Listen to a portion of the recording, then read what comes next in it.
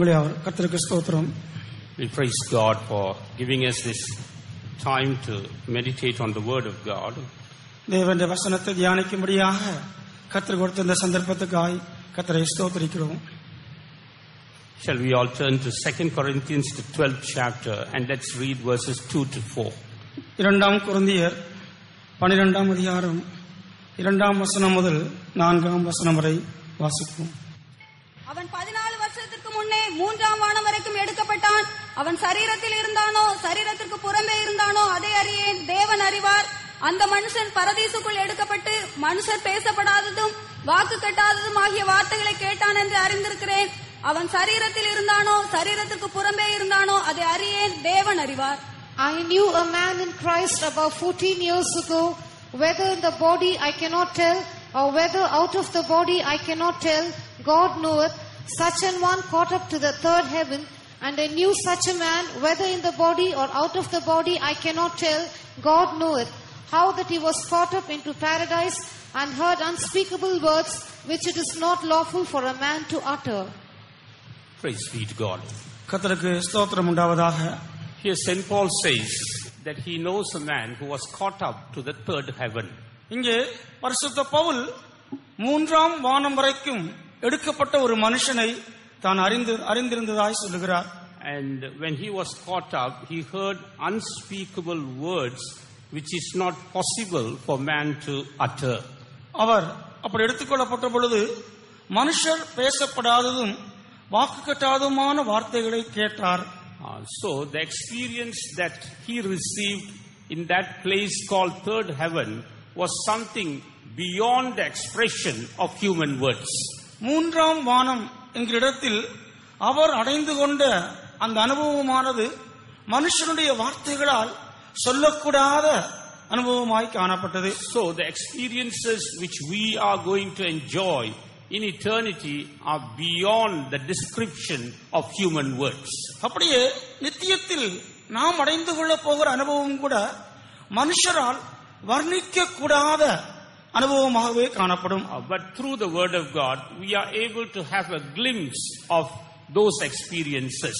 ஆனால் தேவனுடைய வசனத்தின் மூலமாக அந்த அனுபவங்களை ஓரளவு நாம் அறிந்து கொள்ளலாம். And the word of God helps us to understand the things in heaven by comparing it to some of the things in this world. இந்த உலகத்தில் காணப்படுகிறதான சில காரியங்களோடு ஒப்பிடப்பட்டு அதன் மூலமாக பரலோகத்தின் காரியங்களை வேத வசனம் நமக்கு அறிவிக்கிறது. Praise be to God. கர்த்தருக்கு ஸ்தோத்திரம் உண்டாவதாக. That is the only way by which we can understand the things of heaven. இதுதான் பரலோகத்தின் காரியங்களை நாம் அறிந்து கொள்ளக்கூடிய ஒரே விதமாய் இருக்கிறது. When we look at that term heaven, பரலோகம் என்கிற பதத்தை எடுத்துக்கொண்டால் we read that in the Greek the term Uranus is being used. கிரேக்க பாஷையிலே யுரேவஸ் என்கிறதான வார்த்தை தான் பயன்படுத்தப்பட்டுள்ளது. And generally when we speak about heaven there are so many qualities we understand from the word of God. பொதுவாக பரலோகத்தை குறித்து பேசும் பொழுது வேத வசனத்திலிருந்து பல தன்மைகளை நாம் அறிந்து கொள்கிறோம். But we can just shorten it into 3 important aspects. ஆனால் அவற்றை நாம் 3 முக்கியமான அம்சங்களாக பிரித்து படிக்கலாம். And when we say heaven we immediately think of happiness. பரலோகம் என்று சொல்லும் பொழுதே உடனே நமது நினைவுக்கு வருவது சந்தோஷம்தான். Heaven is a place where there is happiness. பரலோகம் என்பது சந்தோஷம் நிறைந்த ஒரு இடம். And secondly, when we read the word of God we understand heaven is a place full of the power of God. இரண்டாவதாக வேத வசனத்தின் மூலமாய் அறிந்து கொள்ளும் பொழுது பரலோகம் என்று சொல்லுவது தேவனுடைய வல்லமையினால் நிறைந்த ஒரு இடம். Even the whole heaven is being controlled by the power of God. முழு பரலோகமுமே தேவனுடைய வல்லமையினால் தான் கட்டுப்படுத்தப்படுகிறது. And thirdly, when we say heaven, it speaks about eternity. மூன்றாவதாக பரலோகம் என்று சொல்லுவது அது ஒரு நித்தியமான அனுபவமாய் இருக்கிறது. Praise be to God. கர்த்தருக்கு ஸ்தோத்திரம் உண்டாவதாக. So through these 3 explanations we can understand what is heaven like. இந்த 3 விளக்கங்கள் மூலமாக பரலோகம் எப்படிப்பட்டதாக இருக்கும் என்பதை நாம் அறிந்து கொள்ளலாம். And we can also enjoy this heaven in 3 different states. இந்த பரலோகத்தை 3 வித்தியாசமான நிலவரங்களில் நாம் அனுபவிக்கலாம். Praise be to God. கர்த்தருக்கு ஸ்தோத்திரம். First, we can enjoy heaven while we are in this physical body. முதலாவதாக இந்த மாம்ச சரீரத்தில் இருக்கிற நாட்களிலேயே அந்த பரலோகத்தை அனுபவிக்க முடியும். Secondly, we can enjoy heaven after we depart from this physical body. இரண்டாவதாக இந்த சரீரத்தை விட்டு பிரிந்து சென்ற பின்பு பரலோகத்தை அனுபவிக்க முடியும். And thirdly, we can enjoy heaven throughout eternity when we are with God. மூன்றாவதாக நாம் தேவனோடு கூட இருக்கும் பொழுது நித்தியம் முழுவதுமாக இந்த பரலோகத்தை அனுபவிக்க முடியும். Praise be to God. கர்த்தருக்கு ஸ்தோத்திரம். First, we receive heaven into our lives while we are in this physical body. முதலாவதாக இந்த சரீரத்தில் இருக்கும் பொழுதே நாம் அந்த பரலோகத்தை நமக்குள் பெற்றுக் கொள்கிறோம். Secondly, we see that experience of heaven continues even after we depart from this body. இரண்டாவதாக நாம் இந்த சரீரத்தை விட்டு பிரிந்து சென்ற பின்பும் அந்த பரலோகத்தின் அனுபவம் அப்படியே தொடர்கிறது. And thirdly, in eternity we see this experience in heaven continues to abound in us as we are placed in heaven.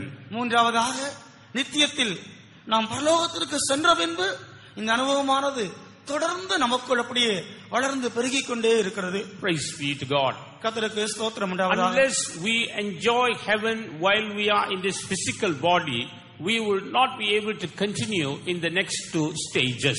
இந்த மாம்ச சரீரத்தில் இருக்கிற நாட்களிலேயே நாம் இந்த பரலோகத்தை அனுபவியாவிட்டால் மற்ற 2 நிலவரங்களில் நாம் பரலோகத்தை அனுபவிக்க முடியாது. And Jesus came in order to bring heaven into the hearts of each person, every soul under this earth. பரலோகத்தை இப்பூமியில் இருக்கிறதான ஒவ்வொரு மனுஷனுக்குள்ளும் ஒவ்வொரு ஆத்மாவிற்குள்ளும் கொண்டு வரும்படியாகத்தான் கர்த்தராகிய இயேசு இப்பூமிக்கு வந்தார். Praise be to God. கர்த்தருக்கு ஸ்தோத்திரம் உண்டாவதாக. In one sense, we can say that heaven is an experience of having God within us. ஒரு விதத்தில் சொல்லப்போனால் பரலோகம் என்பது தேவனை நமக்குள் பெற்று அனுபவிக்கிற ஒரு நிலவரம் தான். When God is in us, we see so many experiences that follows in our life. தேவன் நமக்குள் இருக்கும் பொழுது அதை தொடர்ந்து நம்முடைய வாழ்க்கையில் பல அனுபவங்களை நாம் அனுபவிக்க முடியும். Earlier we saw one aspect of heaven is happiness. பரலோகத்தின் ஒரு அனுபவம் என்பது சந்தோஷம் என்று ஏற்கனவே கண்டோம். And God brings this happiness into us and thereby establishes heaven in our lives. இந்த சந்தோஷத்தை தேவன் நமக்குள் கொண்டு வந்து அதன் மூலமாக பரலோகத்தை நமக்குள் ஸ்தாபிக்கிறார். And in order to understand about this happiness that we receive, நாம் பெற்றுக்கொள்கிறதான இந்த சந்தோஷத்தை குறித்து விளங்கிக் கொள்ளும்படியாக we will read one verse from the Gospels. சுவிசேஷங்களிலிருந்து ஒரு வசனத்தை வாசிப்போம். In Luke chapter 15, லூக்கா சுவிசேஷம் 15ஆம் அதிகாரம் verse 7. 7ஆம் வசனம். அதுபோல மனம் திரும்ப அவசியமில்லாத 99 நீதிமான்களை குறித்து சந்தோஷம் உண்டாகிறதை பார்க்கிலும் மனம் திரும்புகிற ஒரே பாவி நிமித்தம் பரலோகத்தில் மிகுந்த சந்தோஷம் உண்டாயிருக்கும் என்று உங்களுக்கு சொல்கிறேன். I say unto you that likewise joy shall be in heaven over one sinner that repenteth, more than over 99 just persons which need no repentance. So here we see that when one sinner repents and comes to God, ஒரு பாவி மனம் திரும்பி தேவனிடம் வரும் பொழுது there is great rejoicing in heaven. பரலோகத்தில் மிகுந்த சந்தோஷம் உண்டாயிருக்கும். God the Father rejoices. பிதாவாகிய தேவன் சந்தோஷப்படுவார். The Holy Spirit rejoices. பரிசுத்த ஆவியானவர் களிகூறுகிறார். Even the Son rejoices. குமாரனும் சந்தோஷப்படுகிறார். And we see all the angels there, they rejoice. பரலோகத்தில் இருக்கிற அனைத்து தூதர்களும் சந்தோஷப்படுகிறார்கள். There is great rejoicing over one sinner who comes to God. தேவனிடத்தில் வருகிறதான ஒரு பாவி நிமித்தமாக மிகுந்த சந்தோஷம் உண்டாகிறது. If there is joy in heaven, what about that person who comes to God? இப்படி பரலோகத்திலேயே சந்தோஷம் உண்டாகும் என்றால் தேவனிடத்தில் வருகிறதான அந்த ஆளை குறித்து என்ன? He will be filled with the joy of the Lord. அவரும் கூட கர்த்தருடைய சந்தோஷத்தினால் நிரப்பப்படுகிறார். We call that the joy of salvation. அதைத்தான் நாம் ரட்சிப்பின் சந்தோஷம் என்று அழைக்கிறோம். The first aspect of heaven is to receive the joy of salvation in our lives. பரலோகத்தின் முதலாவது அம்சம் அந்த ரட்சிப்பின் சந்தோஷத்தை நம்முடைய வாழ்க்கையில் பெற்றுக்கொள்வது. This joy that we get from God is different from the joy that we get from the world. தேவனிடத்திலிருந்து நாம் பெற்றுக்கொள்கிறதான இந்த சந்தோஷமானது இந்த உலகத்தில் நாம் பெற்றுக்கொள்கிறதான சந்தோஷத்தை காட்டிலும் முற்றிலும் மாறுபட்டதாக We இருக்கிறது. get this joy of salvation when we repent and receive forgiveness from the Lord. மனம் திரும்பி கர்த்தரிடத்திலிருந்து பாவ மன்னிப்பை பெற்றுக்கொள்ளும் பொழுது நாம் இந்த சந்தோஷத்தை பெற்றுக்கொள்கிறோம். Praise be to God. கர்த்தருக்கு ஸ்தோத்திரம். So in heaven, every person is a forgiven person. ஆகவே பரலோகத்தில் இருக்கிறதான ஒவ்வொரு மனிதருமே பாவம் மன்னிக்கப்பட்டவர்கள் தான். They are all those who have received the forgiveness of sins. அவர்கள் அனைவரும் பாவ மன்னிப்பை பெற்றுக்கொண்டவர்கள். They are those who have received the joy of salvation. அல்லது அவர்கள் ரட்சிப்பின் சந்தோஷத்தை பெற்றுக்கொண்டவர்கள். Praise be to God. கர்த்தருக்கு ஸ்தோத்திரம். If not even one person you can find in heaven who has not received this joy of salvation. பரலோகத்தில் இந்த ரட்சிப்பின் சந்தோஷத்தை பெற்றிராத ஒருவரையும் நாம் காண முடியாது. Except for the Lord Jesus Christ. Except for the Lord Jesus Christ. கர்த்தராகிய இயேசு கிறிஸ்துவை தவிர. Because he didn't commit any sin. ஆனால் கர்த்தராகிய இயேசு கிறிஸ்து பாவம் எதுவும் செய்யவில்லை. But therefore he is full of joy at all times. ஆகவே அவர் எப்பொழுதும் சந்தோஷம் நிறைந்தவராகவே இருக்கிறார். But every human being who goes to heaven, he will be filled with the joy of salvation. பரலோகத்திற்கு போகிறதான ஒவ்வொரு மனுஷரும் இந்த ரட்சிப்பின் சந்தோஷத்தினால் நிறைந்திருக்கிறார்கள். As such, each person would have received that forgiveness of sin. அப்படியே ஒவ்வொருவரும் பாவ மன்னிப்பை பெற்றவர்களாக இருக்கிறார்கள். If there is anyone who thinks that doesn't need the forgiveness, he has got no room, no place in eternity in heaven. பாவ மன்னிப்பு தனக்கு அவசியம் இல்லை என்று யாராவது உணர்ந்தால் அப்படிப்பட்டவர்களுக்கு பரலோகத்தில் இடமே இல்லை.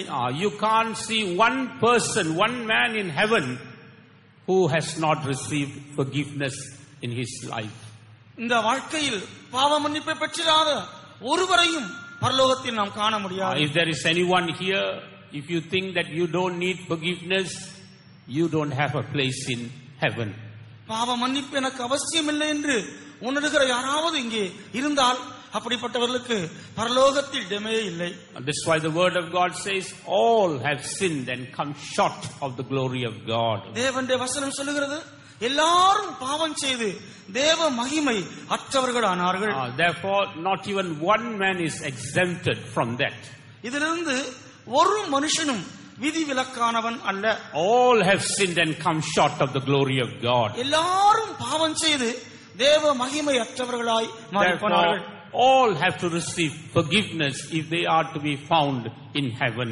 ஆகவே பரலோகத்தில் காணப்பட வேண்டும் என்றால் எல்லா மனிதரும் பாவ மன்னிப்பை பெற்றே ஆக வேண்டும். Therefore everyone in heaven will be singing that I am redeemed by the blood of the Lamb. ஆகவே பரலோகத்தில் இருக்கிற ஒவ்வொருவரும் நான் ஆட்டுக்குட்டியின் இரத்தத்தினால் மீட்கப்பட்டவன் என்று மீட்பின் பாடலை பாடிக்கொண்டே இருப்பார்கள். How many of us can say that we have been redeemed by the blood of the Lamb? நம்மில் எத்தனை பேர் ஆட்டுக்குட்டியின் இரத்தத்தினால் மீட்கப்பட்டோம் என்று சொல்ல முடியும்? How many of us can say that I have the joy of salvation? எனக்கு ரட்சிப்பின் சந்தோஷம் உண்டு என்று எத்தனை பேர் சொல்ல முடியும்? Shall we all lift up our hands and praise God and rejoice in the Lord? அப்படிப்பட்ட கரங்களை உயர்த்தி கர்த்தரை ஸ்தோத்திரித்து அவருக்குள் களிகூறுவோமாக. Hallelujah, hallelujah, hallelujah, hallelujah, hallelujah, hallelujah, hallelujah, hallelujah. Amen. If you have the joy of salvation, உங்களுக்கு ரட்சிப்பின் சந்தோஷம் இருக்கும் என்றால் you have to continue in that joy. அந்த சந்தோஷத்தில் நீங்கள் தொடர்ந்து நிலைத்திருக்க வேண்டும். As long as you are in this world, you must preserve that joy. நீங்கள் இப்பூமியில் இருக்கும் காலமெல்லாம் அந்த சந்தோஷத்தை காத்துக்கொள்ள வேண்டும். But if we lose that joy, we are losing heaven. அந்த சந்தோஷத்தை நாம் இழந்து விட்டால் பரலோகத்தை இழந்து விடுகிறோம் என்றுதான் அர்த்தம். Many things may come in our life which may make us to lose that joy. நமது வாழ்க்கையில் அந்த சந்தோஷத்தை இழக்க செய்யக்கூடிய எத்தனையோ காரியங்கள் ஏற்படலாம். But the true joy that comes from heaven is something that can conquer all those problems. ஆனால் பரலோகத்திலிருந்து வருகிறதான அந்த மெய்யான சந்தோஷம் இந்த எல்லா பிரச்சனைகளையும் மேற்கொள்ளும்படியாக நமக்கு உதவி செய்யும். And that joy is quite different from the joys we get in this world. அந்த சந்தோஷம் இந்த உலகத்தில் நாம் பெற்றுக்கொள்கிற சந்தோஷத்திலிருந்து முற்றிலும் வித்தியாசமானது. Praise be to God. கர்த்தருக்கு ஸ்தோத்திரம். The joy that we get in this world is dependent on the things that we possess. இந்த உலகில் நாம் பெற்றுக்கொள்கிற சந்தோஷமானது நாம் பெற்றுக்கொள்கிறதான உடைமைகள் அந்த பொருட்களை சார்ந்ததாக இருக்கிறது. The moment those things are removed, this joy is lost. அவைகள் நம்மை விட்டு எடுக்கப்படும் பொழுது இந்த சந்தோஷமும் நம்மை விட்டு அகன்று போய் விடுகிறது. And the joy that comes from this world depends on our physical state. உலகத்தில் நாம் பெற்றுக்கொள்கிற சந்தோஷம் நமது சரீர நிலைமையை பொறுத்ததாக இருக்கிறது. The moment we lose our health, we lose that joy. நமது சரீர ஆரோக்கியத்தை இழந்து போகும் பொழுது அந்த சந்தோஷத்தையும் இழந்து போகிறோம். And the joy we get from this world depends on our social status. இந்த உலகத்தில் நாம் பெற்றுக்கொள்கிற சந்தோஷமானது சமுதாயத்தில் நமக்கு இருக்கிறதான அந்த அந்தஸ்தை பொறுத்ததாக இருக்கிறது. The moment we lose that status, we lose the joy. அந்த அந்தஸ்தை இழந்து போகும் பொழுது சந்தோஷத்தையும் இழந்து போகிறோம். But the joy that comes from heaven is not dependent on all these things. ஆனால் பரலோகத்திலிருந்து வருகிறதான சந்தோஷம் இவைகள் எதையும் சார்ந்தது அல்ல. And the joy that comes from this world depends on how others treat us. இந்த உலகத்தில் நாம் பெற்றுக்கொள்கிற சந்தோஷமானது மற்றவர்கள் நம்ம எப்படி நடத்துகிறார்கள், நம்மோடு எப்படி இடைப்படுகிறார்கள் என்பதை பொறுத்தது. But the joy that comes from heaven is not dependent as to how others treat us. ஆனால் பரலோகத்திலிருந்து வருகிற அந்த சந்தோஷமோ யார் நம்ம எப்படி நடத்துகிறார்கள் என்பதை பொறுத்தது அல்ல. In spite of all the adverse circumstances, that joy can continue in our lives. எல்லா எதிர்மறையான சூழ்நிலைகள் மத்தியிலும் அந்த சந்தோஷம் நமக்குள் தொடர்ந்து பெருகிக் கொண்டிருக்கும். Praise be to God. கர்த்தருக்கு ஸ்தோத்திரம். I think many of us know of that story of a man who was saved. ரட்சிக்கப்பட்டதான ஒரு மனுஷனுடைய சரித்திரத்தை நீங்கள் யாவரும் அறிவீர்கள் என்று நினைக்கிறேன். It's a story being told often. அடிக்கடி நாம் சொல்லுகிறதான ஒரு சரித்திரம் தான். கதைதான். கதை. It seems there was a servant in the house of a vicar of a nominal church. ஒரு பெயர் கிறிஸ்தவ சபையை சேர்ந்ததான ஒருவருடைய வீட்டில் ஒரு மனிதன் இருந்தான். That man was a vicar, the priest there. அவன் அங்கே பிரசங்கியாராக இருந்தார். அவர் தான் அந்த போதகர் வீட்டில தான் இந்த வேலைக்காரன் இருந்தார். போதகருடைய வீட்டிலே ஒரு வேலை செய்து கொண்டிருந்தார். This man got saved. This servant got saved. இந்த வேலைக்காரன் ரட்சிக்கப்பட்டார். And because he was saved, he knew the value of that salvation. The joy of salvation was filling his heart. அவர் ரட்சிக்கப்பட்டபடியினால் அந்த ரட்சிப்பின் விலையை அவர் உணர்ந்திருந்தார். அந்த சந்தோஷம் அவரது இருதயத்தை நிரப்பி இருந்தது. So whenever he attended the meeting, அவர் ஆராதனையில் கூட்டங்களில் பங்கு பெறும் பொழுதெல்லாம் whenever he heard about the blood of Jesus, கர்த்தராகிய இயேசு கிறிஸ்துவின் இரத்தத்தை குறித்து கேள்விப்படும் போதெல்லாம் he will shout hallelujah. அவர் அல்லேலூயா என்று சத்தமிடுவார். When he heard about the name of Jesus, he will shout hallelujah. இயேசு கிறிஸ்துவின் நாமத்தை பெயரை கேட்கும் பொழுது அல்லேலூயா என்று சத்தமிடுவார். Everything he hears about Jesus and salvation, he will shout hallelujah. இயேசு கிறிஸ்துவை குறித்தும் ரட்சிப்பை குறித்தும் தான் ஒவ்வொரு காரியத்தையும் கேள்விப்படும் பொழுதெல்லாம் அல்லேலூயா என்று சத்தமிடுவார். But that preacher, that priest tried to calm him down and tried to make him not to shout hallelujah. ஆனால் அந்த போதகரோ அவரை அமர்ந்திருக்கும்படியாக அவர் அல்லேலூயா என்று சத்தமிடாமல் இருக்கும்படியாக செய்வார். But in spite of all his efforts, that man could not contain himself. இவர் எவ்வளவுதான் அவரை அடக்கும்படியாக முயற்சி செய்தாலும் அந்த மனுஷனோ தன்னை அடக்கிக் கொள்ள முடியாதவனாகவே இருந்தார். It seems one day the bishop of that church wanted to pay a visit on a Sunday service. ஒரு நாள் ஞாயிற்றுக்கிழமையில் அந்த சபைக்குரிய பிஷப் வந்து பார்க்கும்படியாக அவர் விரும்பினார். So this preacher, this pastor was thinking, what am I to do? This man is going to shout hallelujah every now and then. இந்த மனுஷன் எப்போதும் அடிக்கடி அல்லேலூயா அல்லேலூயா என்று சத்தமிட்டுக் கொண்டிருக்கிறார். ஆகவே இந்த மனுஷன் என்ன செய்யலாம் என்று இந்த போதகர் நினைத்தார். Because when the bishop comes, he's going to be very unhappy. ஆனால் பிஷப் வரும்பொழுது இப்படி ஒரு சத்தம் போட்டால் அவருக்கு அது பிடிக்காது என்று எண்ணினார். So before that he called this servant. அதற்கு முன்பதாக இந்த வேலைக்காரனை அவர் அழைத்தார். And he told him, that servant name was Matthew. அந்த வேலைக்காரனுடைய பெயர் மேத்யூ என்பது. So he told Matthew, you must not make any noise during the service this Sunday.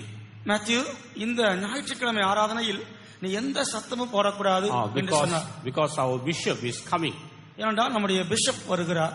If you keep quiet, நீ அமைதியாக இருப்பாய் என்றால், if you can maintain your silence throughout the meeting, அந்த ஆராதனை முழுவதுமாக நீ அமைதியாக இருந்தால், I will give you one pair of new boots. நான் உனக்கு ஒரு பேர் புதிய பூட்ஸ் வாங்கி தருவேன் என்று சொன்னார். If you must keep quiet. நீ அமைதியாக இருந்தால். So that Sunday came. அந்த ஞாயிற்றுக்கிழமை வந்தது. The bishop also came. அந்த பிஷப்பும் வந்தார். And the songs were over. பாட்டுகள் முடிந்தன. And the bishop got up to preach. Bishop பிரசங்கம் பண்ணும்படியாக எழுந்து நின்றார். And then the bishop preached and said that Jesus came and shed his blood for us.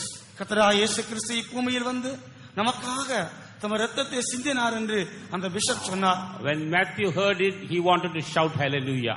Matthew இதை கேட்டவுடன் அல்லேலூயா என்று சத்தமிட விரும்பினார்.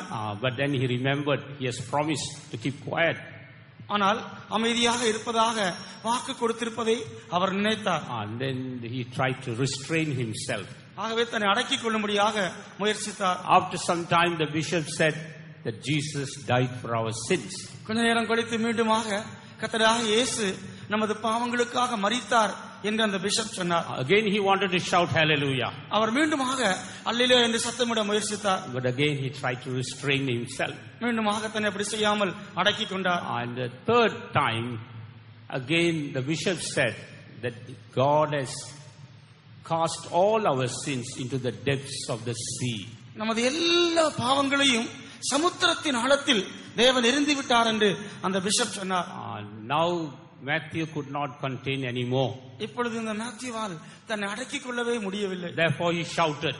அவர் உடனே சத்தமிட்டார். He said, whether boots or no boots, hallelujah. Boots கிடைத்தாலும் சரி கிடைக்காவிட்டாலும் சரி ஹல்லேலூயா என்று சொன்னார். How many of us can say hallelujah? நம்ம எத்தனை பேர் அப்படி ஹல்லேலூயா சொல்ல முடியும்? Hallelujah. So whether you get boots or not, it's hallelujah. Boots கிடைத்தாலும் சரி கிடைக்காவிட்டாலும் சரி ஹல்லேலூயா என்று சொல்லுங்க. Whether you get what you desire or not, you're going to shout hallelujah. நீங்கள் விரும்புகிறதான காரியம் கிடைத்தாலும் சரி கிடைக்காவிட்டாலும் சரி ஹல்லேலூயா என்று சொல்லுங்க. Whether God answers your prayer or not, you're going to shout hallelujah. கர்த்தர் உங்களுடைய ஜெபத்திற்கு பதில் கொடுத்தாலும் சரி கொடுக்காவிட்டாலும் சரி ஹல்லேலூயா என்று சொல்லுங்க. Whether we get food or no food, it's going to be hallelujah. ஆகாரம் கிடைத்தாலும் சரி கிடைக்காவிட்டாலும் சரி அது ஹல்லேலூயா தான். That is called the joy of heaven. அதுதான் பரலோகத்தின் சந்தோஷம். How many of us need that kind of joy today? எத்தனை பேர் இன்றைக்கு அப்படிப்பட்டதான சந்தோஷம் உடையவர்களாக We இருக்கிறீர்கள்? need that kind of joy in these days. நாம் இந்நாட்களில் அப்படிப்பட்ட சந்தோஷம் உடையவர்களாக இருக்க The வேண்டும். saints of God who went before us, they had that kind of joy. நமக்கு முன்பதாக கடந்து போனதான பரிசுத்தவான்கள் இப்படிப்பட்ட சந்தோஷம் உடையவர்களாக இருந்தார்கள். In spite of all the privations that they went through, they were singing hallelujah and shouting hallelujah. அவர் கடந்து சென்றதான எல்லா கஷ்டங்கள் பாடுகள் மத்தியிலேயும் ஹல்லேலூயா என்று ஆர்ப்பரித்து கோஷமிட்டுக் கொண்டு முன் சென்றார்கள். That is called the joy of heaven. அதுதான் பரலோகத்தின் சந்தோஷம் என்பது. All God's people must possess that joy even today. எல்லா தேவனுடைய ஜனங்களும் இன்றைக்கு அந்த சந்தோஷத்தை பெற்றுக்கொள்ள வேண்டும். Praise be to God. கர்த்தருக்கு ஸ்தோத்திரம். And when we come close to Jesus, நாம் இயேசுவண்டை நெருங்கி வரும் பொழுது He will give us that joy. அவர் அந்த சந்தோஷத்தை நமக்கு தருகிறார். If for any reason you have lost that joy of salvation, receive it now itself. ஏதோ ஒரு காரணத்தின் மூலமாக நீங்கள் அந்த ரட்சிப்பின் சந்தோஷத்தை இழந்திருந்தால் இப்பொழுதே அதை பெற்றுக் கொள்ளுங்கள். If you are unable to have that joy while you are on this earth, we have got no place in heaven. இந்த பூமியில் இருக்கிற நாட்களில் நீங்கள் அந்த சந்தோஷத்தை பெற்றுக்கொள்ள முடியாவிட்டால் உங்களுக்கு பரலோகத்தில் இடமே இல்லை. Because there are no sad people in eternity. ஏனென்றால் நித்தியத்தில் துக்கமான ஜனங்கள் ஒருவருமே In கிடையாது. heaven there are no sad people at all. பரலோகத்தில் துக்கமான ஜனங்களே கிடையாது. Therefore today God wants to cheer every one of us with the joy of salvation. ஆகவே இன்றைக்கு நாம் ஒவ்வொருவரையும் கர்த்தர் ரட்சிப்பின் சந்தோஷத்தினால் மகிழ்விக்கும்படியாய் விரும்புகிறார். Shall we all once again shout hallelujah and praise God? எல்லாரும் மீண்டுமாய் அல்லேலூயா என்று ஆர்ப்பரித்து கர்த்தரை துதிப்போமாக. Hallelujah. Amen. Hallelujah. Hallelujah. Hallelujah. Hallelujah. Hallelujah. Hallelujah. Hallelujah. Hallelujah. Hallelujah. Hallelujah. Hallelujah. Amen. Hallelujah. Whatever your needs may be, உங்கள் தேவைகள் எதுவாக இருப்பினும் சரி, you just place it at the feet of the Lord. எல்லாவற்றையும் தேவனுடைய பாதத்தில் வைத்து விடுங்கள். You need not be worried about those needs. நீங்கள் அந்த தேவைகளுக்காக கவலைப்பட வேண்டிய அவசியம் இல்லை. But on the other hand, you must be filled with the joy of salvation. மறுபுறத்திலோ நீங்கள் ரட்சிப்பின் சந்தோஷத்தினால் நிரப்பப்படுங்கள். When we rejoice in our God, நாம் நமது தேவனில் சந்தோஷப்படும் போது, when we rejoice in our salvation, நமது ரட்சிப்பில் நாம் களிகூரும் போது, God would look into every details of our lives. நமது ஜீவியத்தின் ஒவ்வொரு சிறிய பகுதிகளையும் தேவன் பொறுப்படுத்திக் கொள்வார். If you have come here with any need, you just put it at the feet of the Lord and rejoice in the Lord. நீங்கள் ஏதேனும் தேவைகளோடு இங்கே வந்திருந்தால் எல்லாவற்றையும் கர்த்தருடைய பாதத்திலே வைத்து விடுங்கள். And then you rejoice in the Lord. நீங்கள் கர்த்தருக்குள் களிகூருங்கள். As you go on rejoicing, அப்படி கர்த்தருக்குள் தொடர்ந்து களிகூர்ந்து you can see the Lord working for you. கர்த்தர் உங்களுக்காய் கிரியை செய்வதை காண முடியும். You can see the Lord doing great things for you. கர்த்தர் உங்களுக்காய் பெரிய காரியங்களை Shall செய்வதை we all once காண again முடியும். lift up our hands and say hallelujah? மீண்டும் கரங்களை உயர்த்தி அல்லேலூயா என்று ஆர்ப்பரிப்போமாக. Hallelujah. Hallelujah. Hallelujah.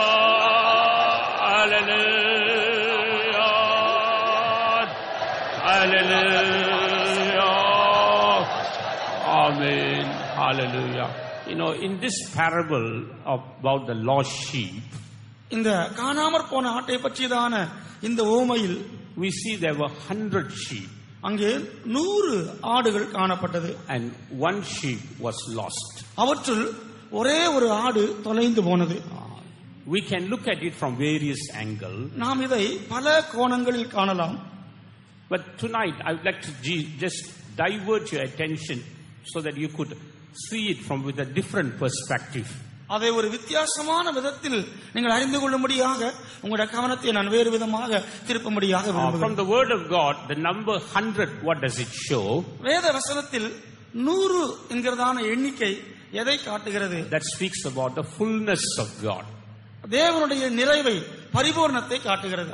And here we see one sheep was lost. இங்கே ஒரு ஆடு தொலைந்து போனது. What does that one signify here? இந்த ஒன்று எதை காட்டுகிறது? That speaks about a beginning in our life. நமது வாழ்க்கையில் ஆரம்பத்தை அது காட்டுகிறது. God wants to give us a beginning so that we may reach the 100. நாம் அந்த 100ஐ அடைந்து கொள்ளும்படியாக தேவன் நமக்குள் ஒரு துவக்கத்தை உண்டு பண்ண விரும்புகிறார். That one is called the beginning in our life. அந்த ஒன்று நமது வாழ்வில் துவக்கமாக இருக்கிறது. And that one is the joy of salvation. அந்த ஒன்று என்பது ரட்சிப்பின் சந்தோஷமாக இருக்கிறது. We can have all the 99 blessings, but the one, if we don't have, all the others are null and void. நமக்கு 99 ஆசீர்வாதங்கள் காணப்படலாம். ஆனால் இந்த ஒரு ஆசீர்வாதம், இந்த சந்தோஷம் நமக்கு இல்லாவிட்டால் அவைகள் எல்லாம் பிரயோஜனம் இல்லாதவைகள். If we don't have this beginning in our lives, we have got no place in eternity. நமது வாழ்க்கையில் இந்த துவக்கம் இல்லாவிட்டால் நித்தியத்தில் நமக்கு இடமே இல்லை. We don't have this joy of salvation, we have no place in eternity. இந்த ரட்சிப்பின் சந்தோஷம் நமக்கு இல்லாவிட்டால் நித்தியத்தில் இடமே இல்லை. But just look at what Jesus has done for us. இயேசு நமக்காக செய்ததை நோக்கி பாருங்கள். I know when man fell from grace, மனுஷன் கிருபையிலிருந்து விழுந்து போன போது it is like falling from the 100 and coming to 0. அது இந்த 100 என்கிறதான அந்த இடத்திலிருந்து விழுந்து வெறும் பூஜ்யத்திற்கு வருவதை போன்றது. And after that we see man fell even below that and came to a place of -100. அதன் பிறகு அதிலிருந்து மனுஷன் கீழே விழுந்து -100 என்கிறதான அந்த இடத்திற்கு வந்து விடுகிறான். But what Jesus has done, he has not only paid the -100, but he has also paid the +100 for us.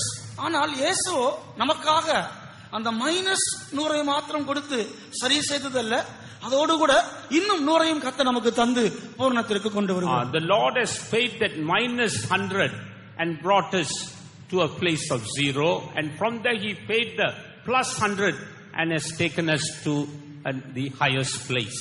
முதலாவதாக தேவன் நமக்கு செலுத்த வேண்டிய அந்த -100 குறைவா இருக்கிறதான அந்த 100 கொடுத்து நம்மை பூஜ்யம் என்கிற நிலவரத்திற்கு கொண்டு வந்து அதன் பின்பு கூடுதலாக இன்னும் 100 கர்த்தர் நமக்கு தந்து அந்த நிறைவிற்குள்ளாக நம்மை கொண்டு வருகிறார். In order to explain what Jesus has done for you and for me, I am giving you this calculation. தேவன் உங்களுக்காகவும் எனக்காகவும் செய்ததை நீங்கள் அறிந்து கொள்ளும்படியாக இந்த கணக்கை நான் உங்களுக்கு சொல்லுகிறேன். Therefore, there is not one person in this world who can say that I can't go to heaven. இந்த பூமியில் என்னால் பரலோகத்திற்கு போக முடியாது என்று சொல்லக்கூடிய ஒருவருமே இருக்க மாட்டார்கள். Because Jesus has done all things necessary for you and for me. ஏனென்றால் உங்களுக்காகவும் எனக்காகவும் தேவையான அனைத்தையும் இயேசு செய்து முடித்து விட்டார். Therefore, we should claim what Jesus has done for us. ஆகவே இயேசு நமக்காக செய்து முடித்ததை நாம் உரிமை பாராட்டி பெற்றுக்கொண்டால் மாத்திரம் போதும். When we do that, Jesus will be filled with the joy. நாம் அப்படி செய்யும் பொழுது இயேசுவும் கூட சந்தோஷப்படுவார். And we will be filled with the joy. நாமும் சந்தோஷத்தினால் நிரப்பப்படுவோம். The whole heaven will be filled with joy. முழு பரலோகமும் சந்தோஷத்தினால் நிரப்பப்படும். And even tonight, Jesus is in our midst. இன்றைக்கு இரவும் இயேசு நம் மத்தியில் இருக்கிறார். In order to bring every one of us to that joy of salvation. நாம் ஒவ்வொருவரையும் அந்த ரட்சிப்பின் சந்தோஷத்திற்குள் கொண்டு வரும்படியாக. Praise be to God. கர்த்தருக்கு ஸ்தோத்திரம். When we go back to Luke chapter 15, லூக்கா 15ஆம் அதிகாரத்திற்கு நாம் செல்லும்போது again we see Jesus spoke the second parable. கர்த்தராகிய இயேசு கிறிஸ்து மற்றும் ஒரு இரண்டாம் உவமையை சொன்னார். In that parable he spoke about 10 coins. அங்கே 10 வெள்ளி காசுகளை குறித்து இயேசு சொன்னார். And these 10 coins were 10 silver coins. இந்த 10 காசுகளும் 10 வெள்ளி காசுகளாக இருக்கிறது. Praise be to God. கர்த்தருக்கு ஸ்தோத்திரம். We know that 10 speaks about commandments.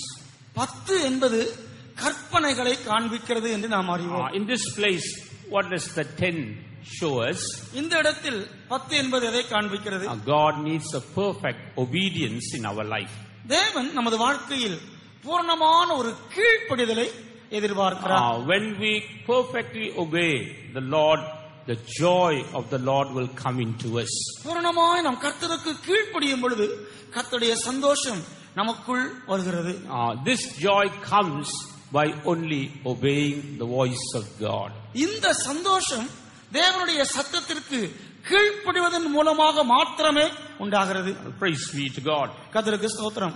And Jesus wants every one of us to come into this obedience. இந்த கீழ்ப்படிதலுக்குள் நாம் வர வேண்டும் என்று இயேசு நம் ஒவ்வொருவரை குறித்தும் விரும்புகிறார். In order to show us how we should obey, he came in the form of a man and obeyed all the will of God. நாம் எப்படி கீழ்ப்படிய வேண்டும் என்று நமக்கு காண்பிக்கும்படியாகவே இயேசு மனிதனாக இப்பூமியில் வந்து எல்லாவற்றிற்கும் பூரணமாக கீழ்ப்படிந்தார். That's why in Psalms we read, I delight to do thy will, O God. ஆகவேதான் சங்கீதத்தில் வாசிக்கும் பொழுது தேவனே உமக்கு பிரியமானதை செய்யும்படியாக இதோ நான் விரும்புகிறேன். Praise be to God. கர்த்தருக்கு ஸ்தோத்திரம். So even tonight, let us decide to obey the voice of God. இன்றைக்கு இரவும் கூட நாம் தேவனுடைய சத்தத்திற்கு கீழ்ப்படியும்படியாக தீர்மானிப்போமாக. And obedience brings great joy in our life. கீழ்ப்படிதல் நம்முடைய வாழ்க்கையில் பெரிய சந்தோஷத்தை கொண்டு வருகிறது. Even in the life of the children of Israel, whenever they obeyed the voice of God, they came out victorious, filled with joy. இஸ்ரவேல் ஜனங்களுடைய ஜீவியத்தை பார்க்கும் பொழுதும் கூட எப்பொழுதெல்லாம் கர்த்தருடைய சத்தத்திற்கு கீழ்ப்படிந்தார்களோ அப்பொழுதெல்லாம் அவர்கள் தங்களுடைய ஜீவியத்தில் ஜெயம் பெற்று சந்தோஷம் அடைந்தார்கள். That's why in Psalms 105 verse 43 we read how the Lord brought them with great joy. 105 சங்கீதம் 43 வசனத்தை நாம் வாசிக்கும் பொழுது கர்த்தர் எப்படி அவர்களை மிகுந்த சந்தோஷத்தோடு புறப்பட பண்ணினார் என்று காண்கிறோம். And this obedience to God's word it brings us great joy. தேவனுடைய வார்த்தைக்கு கீழ்ப்படிவது நமக்குள் பெரிய சந்தோஷத்தை கொண்டு வருகிறது. That word of God is God himself. அந்த தேவனுடைய வார்த்தை என்பது அது தேவன்தான். And when we obey that word it brings joy in our life. அந்த வார்த்தைக்கு நாம் கீழ்ப்படியும் பொழுது அது நம்முடைய ஜீவியத்தில் சந்தோஷத்தை கொண்டு வருகிறது. This word of God is not like some philosophy that we hear. இந்த தேவனுடைய வார்த்தை என்பது ஏதோ நாம் கேட்கிறதான ஒரு தத்துவம் அல்ல. This word of God is God himself. தேவனுடைய வார்த்தை என்பது அது தேவனாகவே இருக்கிறது. This word of God is Jesus himself. இயேசுதான் இந்த தேவனுடைய வார்த்தையாக இருக்கிறார். Therefore when we receive this word and obey that word great joy comes into us. இந்த வார்த்தையை பெற்றுக்கொண்டு நாம் இதற்கு கீழ்ப்படியும் பொழுது ஒரு பெரிய சந்தோஷம் நமக்குள் வருகிறது. When we read about the people in one particular city, ஒரு குறிப்பிடப்பட்டதான பட்டணத்தில் இருந்த ஜனங்களை குறித்து நாம் காணும்போது we read that when they received the word of God there was great joy in that city. அவர்கள் தேவனுடைய வசனத்தை ஏற்றுக்கொண்ட பொழுது பட்டணத்திலே மிகுந்த சந்தோஷம் உண்டாயிற்று. In the Acts chapter 8 verse 8 we read and there was great joy in that city. அப்போஸ்தலர் 8 அதிகாரம் 8 வசனம் அந்த பட்டணத்திலே மிகுந்த சந்தோஷம் உண்டாயிற்று. Because they received the word of God. அவர்கள் தேவனுடைய வசனத்தை ஏற்றுக்கொண்டபடியினால். Praise be to God. கர்த்தருக்கு ஸ்தோத்திரம். Even today if there is anyone here who has not accepted or received the word of God, there is something lacking in your life. இன்றைக்கும் கூட தேவனுடைய வசனத்தை ஏற்றுக்கொள்ளாத யாரேனும் இங்கே இருப்பீர்கள் என்றால் உங்களுடைய ஜீவியத்தில் ஏதோ சில குறைவு இருக்கிறது. That means joy is lacking in your life. சந்தோஷம் உங்களுக்குள் குறைவாகவே இருக்கிறது. But tonight if you will obey the voice of God, ஆனால் இன்றைக்கு இரவு தேவனுடைய சத்தத்திற்கு நீங்கள் செவி கொடுத்தால் you can see the joy of heaven flooding into your life. பரலோகத்தின் சந்தோஷம் உங்களுக்குள் வெள்ளம் போல் பாய்ந்து வருவதை காண முடியும். All other things in the world may change. உலகத்தில் காண்கிற மற்ற எல்லாம் ஒருவேளை மாறி போகலாம். But the word of God will not change. ஆனால் தேவனுடைய வார்த்தை ஒருபோதும் மாறாது. This same word is going to be found in eternity. இதே வார்த்தை தான் நித்தியம் முழுவதிலும் கூட காணப்பட போகிறது. And we are going to face that word even in eternity in heaven. நித்தியத்திலும் பரலோகத்தில் நாம் இந்த வார்த்தையை சந்திக்க போகிறோம். Therefore we have to come and join that word of God. ஆகவே அந்த தேவனுடைய வார்த்தையோடு நாம் சேர்ந்து கொள்ள வேண்டும். We must accept the word of God. தேவனுடைய வார்த்தையை வசனத்தை ஏற்றுக்கொள்ள வேண்டும். If we reject God's word now, eternity also will reject us.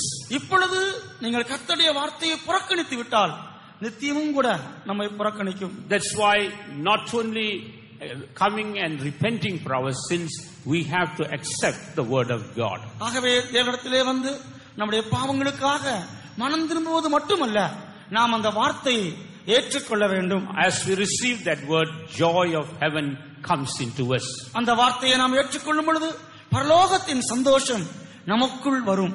And even when we read about the jailer, நாம் அந்த சிறைச்சாலைக்காரனை குறித்து படிக்கும் பொழுது when he received the word of God, அவர் தேவனுடைய வசனத்தை ஏற்றுக்கொண்ட பொழுது we see they were all filled with joy. அவர்கள் அனைவரும் சந்தோஷத்தினால் நிரப்பப்பட்டார்கள். And we read how he obeyed the word of God. அவர் எப்படி தேவனுடைய வார்த்தைக்கு கீழ்ப்படிந்தார் என்பதை நாம் அறிவோம். And he was filled with the joy of the Lord.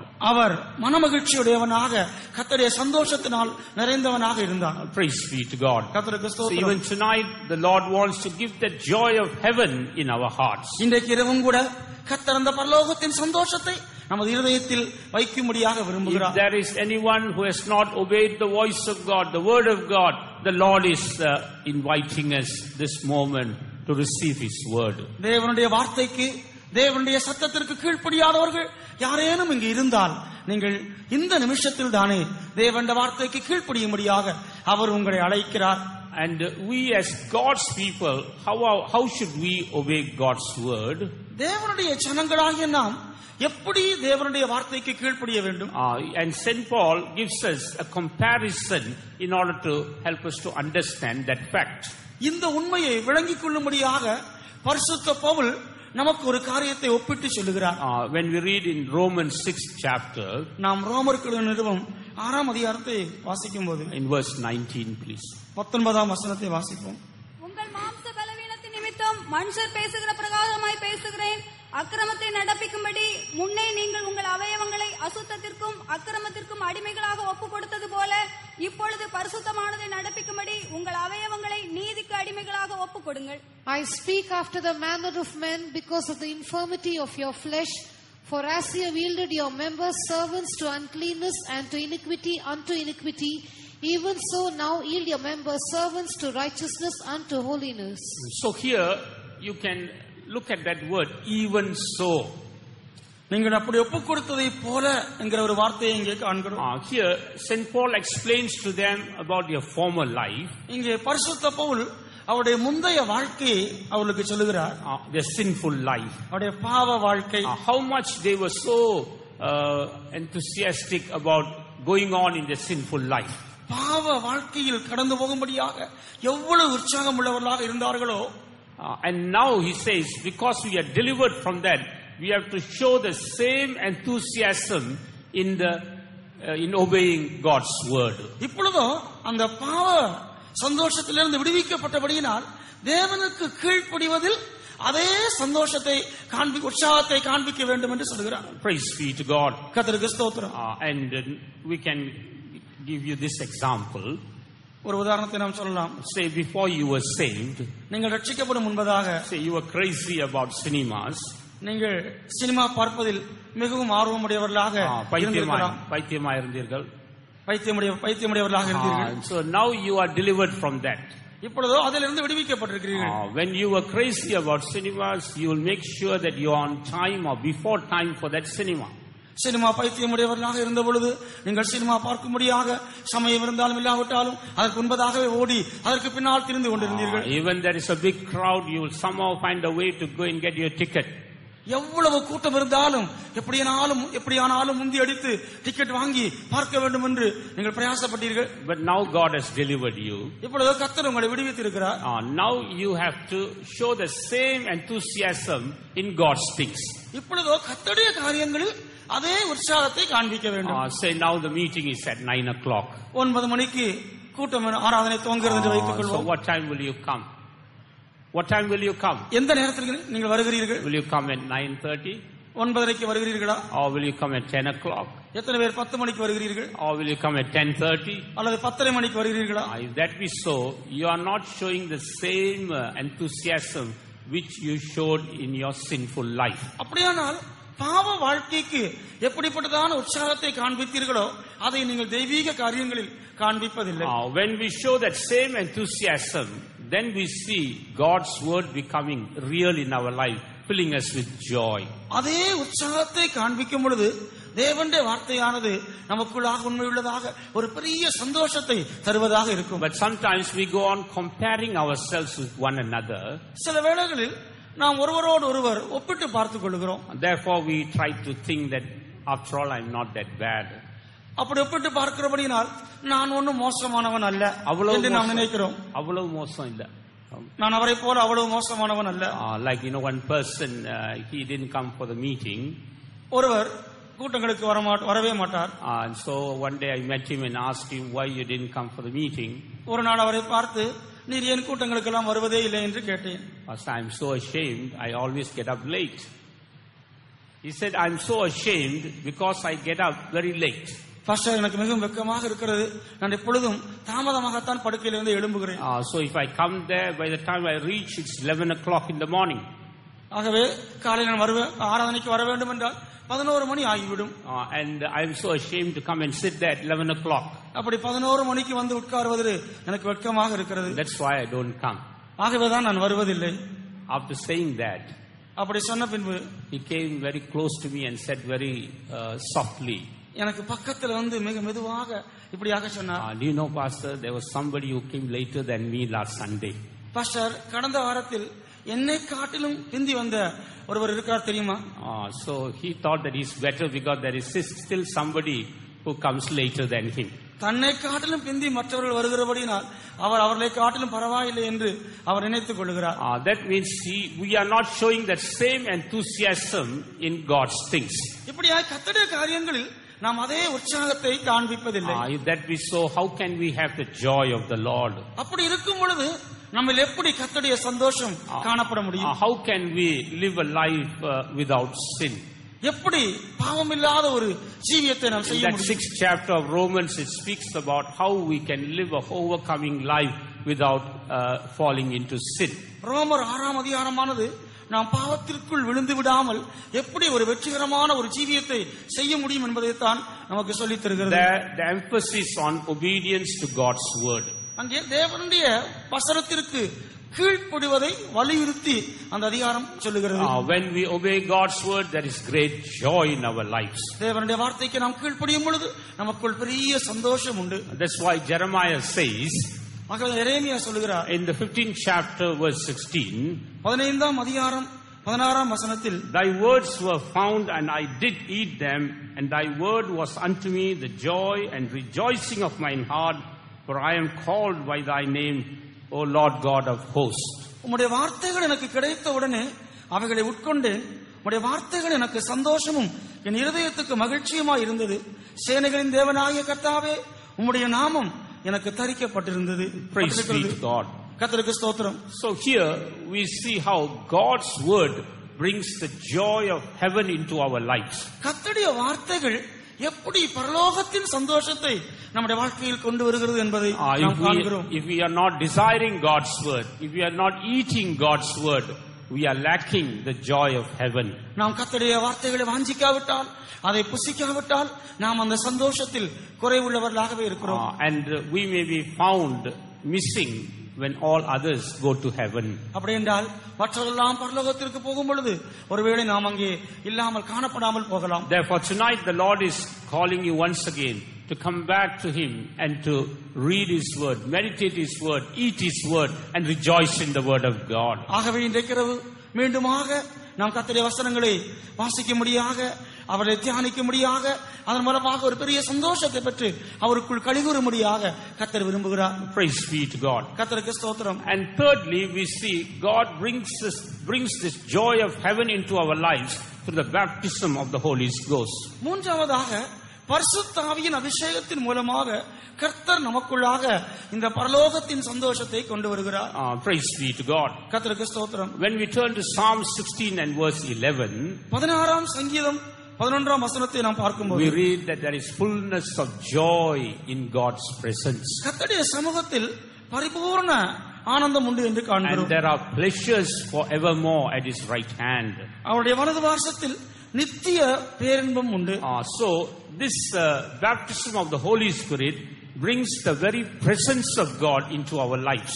இந்த பரிசுத்த ஆவியின் அபிஷேகமானது தேவனுடைய சமூகத்தையே நமக்குள் கொண்டு வருகிறது. When God's presence is there, we are filled with the joy of the Lord. தேவனுடைய சமூகம் நமக்குள் இருக்கும் பொழுது நாம் கர்த்தரின் சந்தோஷத்தினால் நிரப்பப்படுகிறோம். Praise be to God. கர்த்தருக்கு ஸ்தோத்திரம். A saved experience brings the presence of God around us.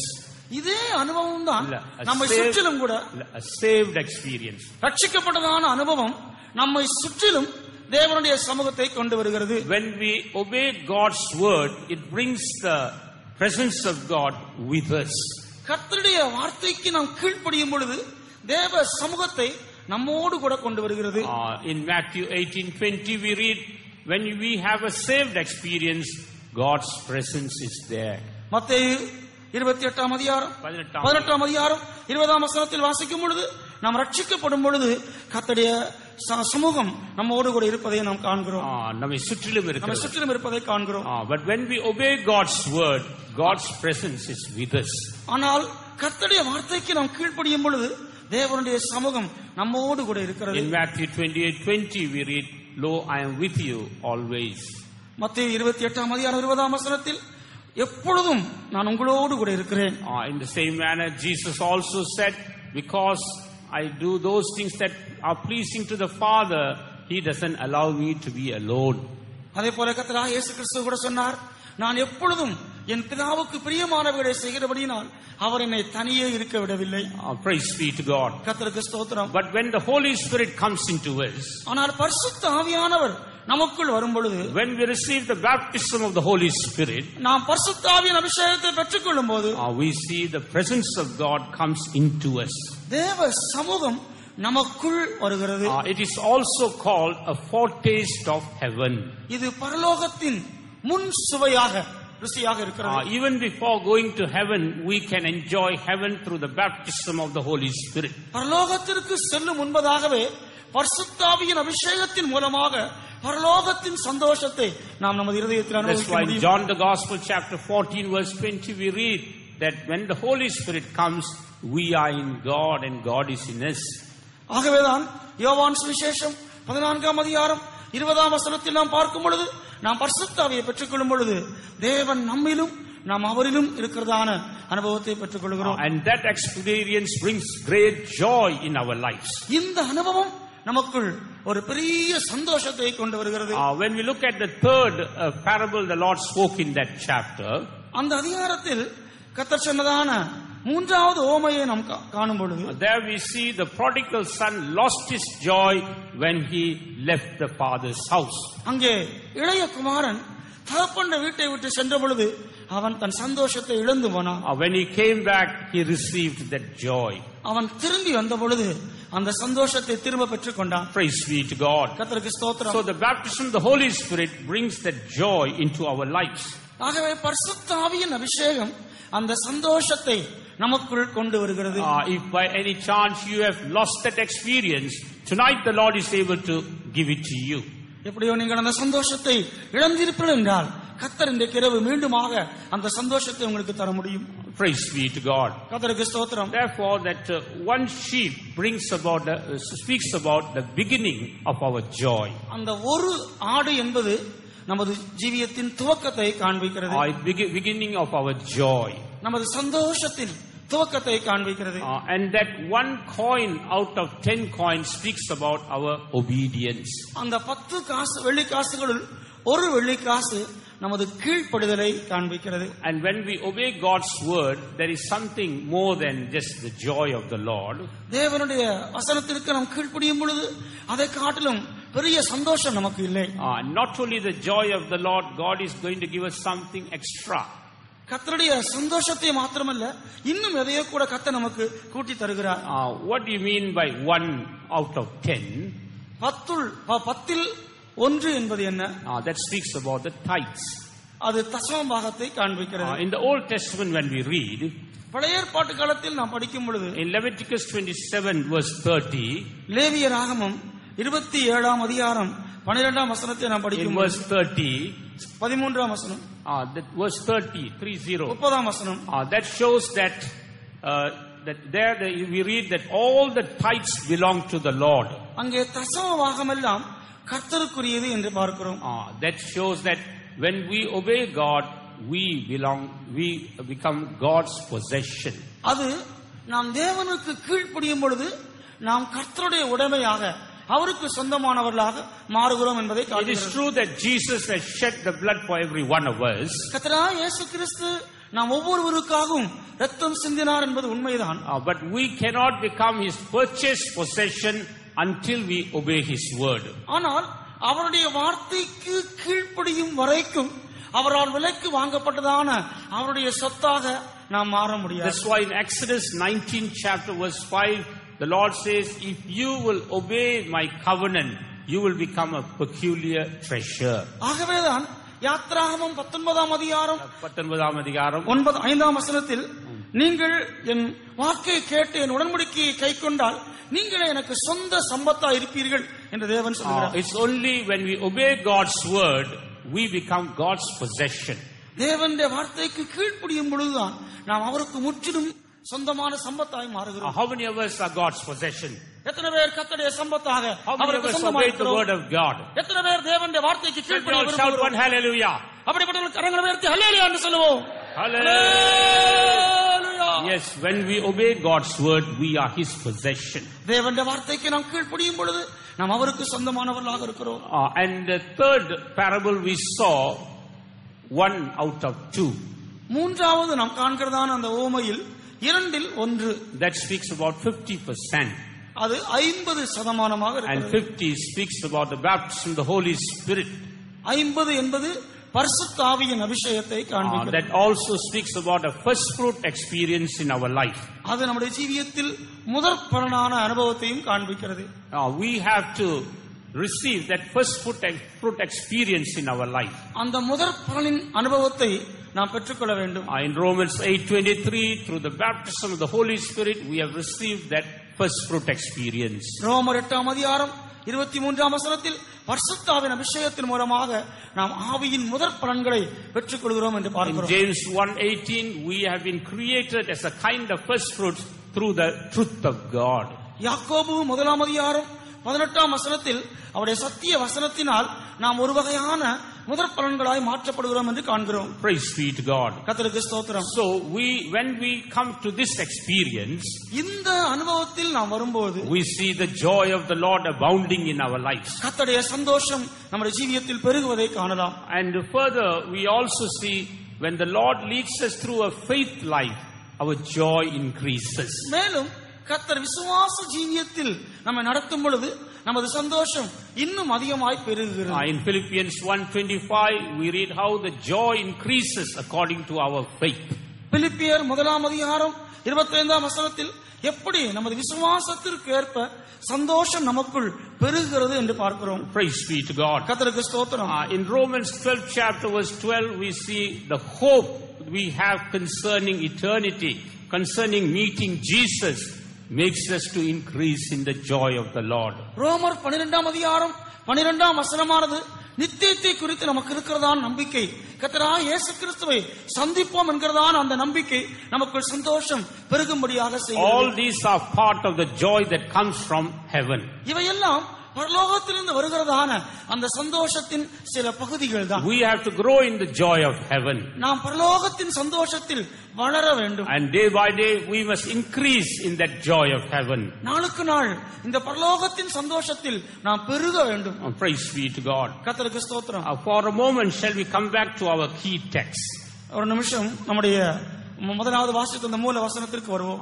In the key text, St. Paul speaks about being caught up to the third heaven. அந்த வசனத்தில் பரிசுத்த பவுல் மூன்றாம் வானம் வரையும் எடுக்கப்பட்டதை குறித்து சொல்லுகிறார். The term third heaven gives us a clue to understand that there are two other places in paradise. மூன்றாம் வானம் என்று அங்கே சொல்லப்பட்டிருக்கிறபடியினால் பரதீசில் இன்னும் 2 இடங்கள் இருப்பதை நாம் விளங்கிக் கொள்ளலாம். That is the first and second heaven. அதாம் முதலாம் வானம் மற்றும் இரண்டாம் வானம். These 3 parts are the places where the souls of the dead saints go and rest. இந்த 3 இடங்களுமே மரித்த பரிசுத்தவான்களுடைய ஆத்துமாக்கள் சென்று இளைப்பாறுகிற இடம். Praise be to God. கர்த்தருக்கு ஸ்தோத்திரம். The first part of paradise, or the first heaven, is the place where the souls of those who are saved, they go and rest. முதலாம் வானம் அல்லது பரதீசின் முதலாவது பகுதியானது ரட்சிக்கப்பட்ட ஆத்துமாக்கள் சென்று இளைப்பாறுகிற இடம். Praise be to God. கர்த்தருக்கு ஸ்தோத்திரம். And next we see these saved people. What are the experience of these saved people? இரண்டாவதாக இந்த ரட்சிக்கப்பட்ட ஜனங்களுடைய அனுபவங்கள் எப்படிப்பட்டவை? They are those who have received the atonement that comes through the blood of Jesus. அவர்கள் இயேசு கிறிஸ்துவின் இரத்தத்தின் மூலமாக உண்டாகிற பாவ நிவாரணத்தை, பாவ மன்னிப்பை பெற்றுக் கொண்டவர்கள். Whether they be in people who lived in the conscience period or the law period or even in the grace period, only through the blood of Jesus there is atonement. அவர்கள் மனசாட்சியின் காலத்தில் ஜீவித்திருந்தாலும் சரி, நியாயப்பிரமாண காலத்தில் ஜீவித்திருந்தாலும் சரி, கிருபையின் காலத்தில் ஜீவித்திருந்தாலும் சரி, கர்த்தராகிய இயேசு கிறிஸ்துவின் இரத்தத்தின் மூலமாக மாத்திரமே அவர்களுக்கு மீட்பு உண்டாகிறது. Only through the blood of Jesus their sins are cleansed and their souls are able to rest in first heaven.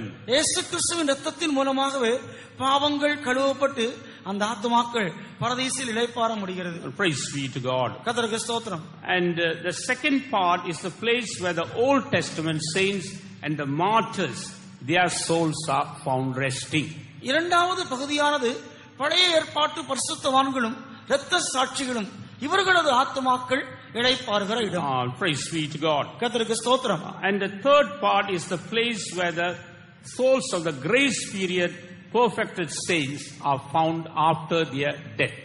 மூன்றாவது பகுதிதான் கிருபையின் காலத்தில் வாழ்கிற பூரணமாக்கப்பட்டதான இந்த பரிசுத்தவான்களுடைய ஆத்துமாக்கள் மரணத்திற்கு பின் இளைப்பாறுகிற இடம். Praise be to God. கர்த்தருக்கு ஸ்தோத்திரம். So we see a first heaven, second heaven and third heaven. ஆகவே முதலாம் வானம், இரண்டாம் வானம், மூன்றாம் வானம் என்கிற இடங்களை காண்கிறோம். And the souls who have gone there have got an experience through the blood of Jesus or the word of God and through the Holy Spirit. இங்கே செல்லுகிறதான ஆத்துமாக்கள் கர்த்தராகிய இயேசு கிறிஸ்துவின் இரத்தம், தேவனுடைய வசனம், பரிசுத்த ஆவி இப்படிப்பட்ட அனுபவங்கள் மூலமாக மீட்கப்பட்டு செல்கிறவர்கள். Those who are in first heaven, they have got only one experience with the blood of Jesus. முதலாம் வானத்தில் இருக்கிறவர்களுக்கு கர்த்தராகிய இயேசு கிறிஸ்துவின் இரத்தத்தின் மூலமாக மீட்கப்படுகிற ஒரே ஒரு அனுபவம் மாத்திரமே உண்டு. Those who are in second heaven, they have got an experience through the blood of Jesus and the word of God. இரண்டாம் வானத்தில் இருக்கிறவர்கள் கர்த்தராகிய இயேசு கிறிஸ்துவின் இரத்தத்தினாலும் தேவனுடைய வசனத்தினாலும் மீட்கப்படுகிற அனுபவத்தை But அடைந்தவர்கள். those who are in the third heaven, they have got an experience through the blood of Jesus, the word of God and the Holy Spirit. ஆனால் மூன்றாம் வானத்தில் இருக்கிறவர்களோ கர்த்தராகிய இயேசு கிறிஸ்துவின் இரத்தம், தேவனுடைய வசனம், பரிசுத்த ஆவியின் அபிஷேகம் இந்த மூன்று அனுபவத்தையும் அடைந்தவர்கள். Praise be to God. கர்த்தருக்கு ஸ்தோத்திரம். But these three places which were found in paradise, ஆனால் பரதீசில் காணப்படுகிறதான இந்த மூன்று இடங்களும் they were actually these are places before the resurrection takes place. இவைகள் உயிர்த்தெழுதல் நடைபெறுவதற்கு முன்பு காணப்பட்ட இடங்கள். Before Jesus died and rose again, கர்த்தராகிய இயேசு கிறிஸ்து மரித்து உயிர்த்தெழுவதற்கு முன்பதாக we see only the first two parts were there. முதல் இரண்டு இடங்கள் மாத்திரமே காணப்பட்டது. Only the first heaven and the second heaven were there before the death and the resurrection of Jesus Christ. இயேசு கிறிஸ்து மரித்து உயிர்த்தெழும் முன்பதாக முதலாம் வானம் மற்றும் இரண்டாம் வானம் மாத்திரமே காணப்பட்டது. It's only after the resurrection of Jesus Christ this third heaven was formed. இயேசு கிறிஸ்து உயிர்த்தெழுந்த பின்புதான் மூன்றாம் வானம் ஸ்தாபிக்கப்பட்டது.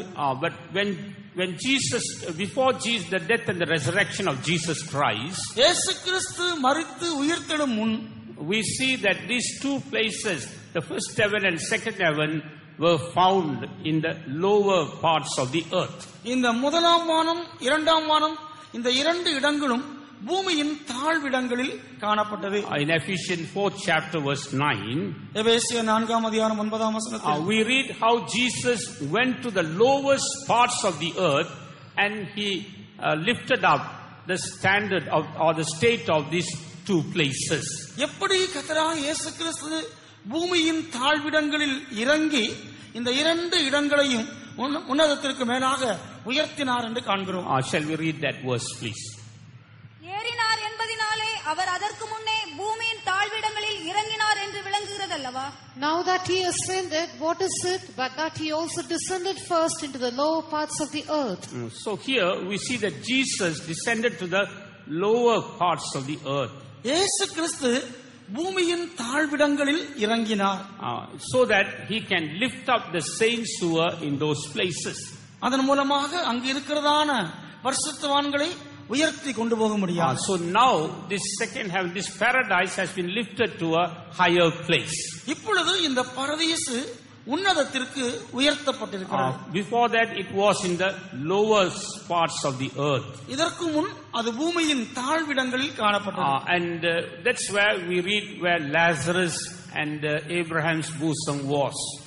அங்கேதான் லாசரு மரித்த பொழுது ஆபிரகாமின் மடி காணப்பட்டதை நாம் காண்கிறோம்.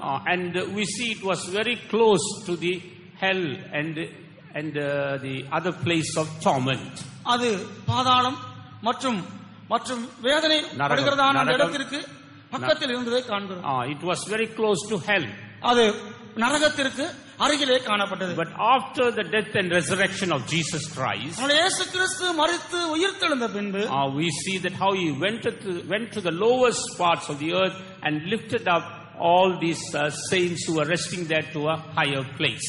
அவர் எப்படி இந்த பூமியின் தாழ்விடங்களில் இறங்கி அங்கே இளைப்பாரி கொண்டிருக்கிறதான அந்த ஆத்துமாக்களை உன்னதத்திற்கு கொண்டு சென்றார் என்று பார்க்கிறோம். That's why we say that though the Old Testament saints had an assurance that their sins were forgiven, ஆகவேதான் பழைய ஏற்பாட்டு பரிசுத்தவான்கள் அவருடைய பாவங்கள் மன்னிக்கப்பட்டது என்கிற ஒரு நிச்சயத்தை அவர்கள் பெற்றிருந்தாலும் கூட after death their state was still a state of captivity. மரணத்திற்கு பின்பும் அவருடைய ஆத்துமாக்கள் ஒரு சிறையிருப்பின் அனுபவத்தில் தான் காணப்பட்டன. It's only after the death and resurrection we see how Jesus delivered them from that captivity and lifted them to a higher place. இயேசு கிறிஸ்து மரித்து உயிர்த்தெழுந்த பின்புதான் அவர் தாழ்விடங்களில் இறங்கி அந்த சிறையிருப்பிலிருந்து அந்த ஆத்துமாக்களை விடுவித்து உன்னதத்திற்கு கொண்டு சென்றார். Praise be to God. கர்த்தருக்கு ஸ்தோத்திரம். So this speaks about the place where the souls rest after their death. இது மரணத்திற்கு பின்பு ஆத்துமாக்கள் இளைப்பாறுகிற இடம்.